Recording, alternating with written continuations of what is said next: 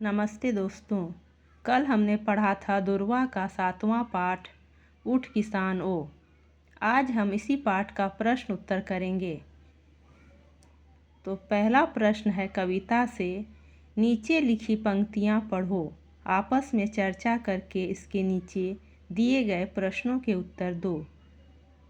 इससे रिलेटेड पहला क प्रश्न है कि तेरे हरे भरे सावन के साथी ये आए हैं। क्या बादल हरे भरे सावन के साथी हैं अथवा किसान के या दोनों के, आपको लिखना है।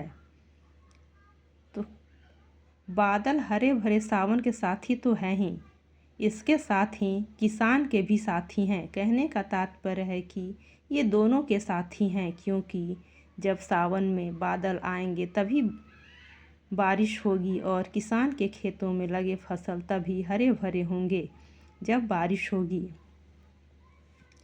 ख है कि तेरे प्राणों में भरने को नया राग लाए हैं। बादल ऐसा क्या लाए हैं जिससे किसान के प्राणों में नया राग भर जाएगा।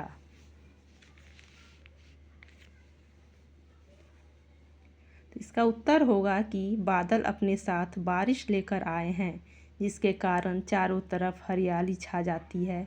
साथ ही साथ किसान के खेतों में लगे फसल लहलहाने लगते हैं। इससे किसान के प्राणों में नया राग भर जाता है। अगला है प्रश्न कि यह संदेशा लेकर आई सरस मधुर शीतल पुरवाई। पुरवाई किसान के लिए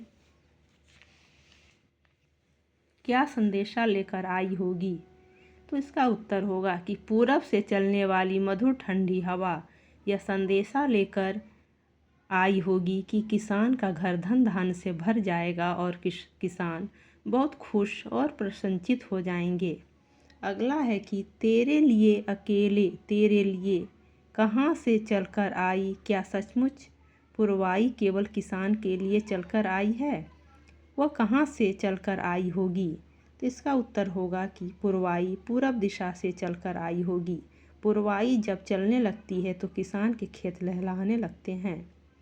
अगला प्रश्न है प्रश्न 2, कविता के आधार पर बताओ कि जब हरा खेत लहराएगा तो क्या होगा। तो इसका उत्तर होगा कि हरा खेत जब लहराएगा तो ऐसा लगेगा मानो कोई पताका लहरा रहा हो।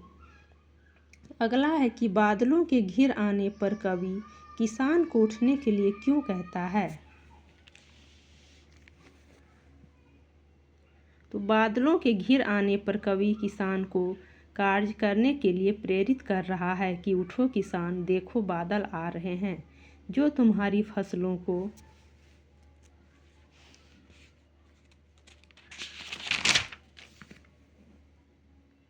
पानी देंगे। अगला प्रश्न है कि रूप बदलकर बादल किसान को कौन से सपनों को साकार करेगा। तो रूप बदलकर बादल किसान को वो खुशी देगा जो सिर्फ वही दे सकता है, अर्थात किसान के घर धन धान्य से भर जाएंगे। इससे किसान का सपना पूरा होगा।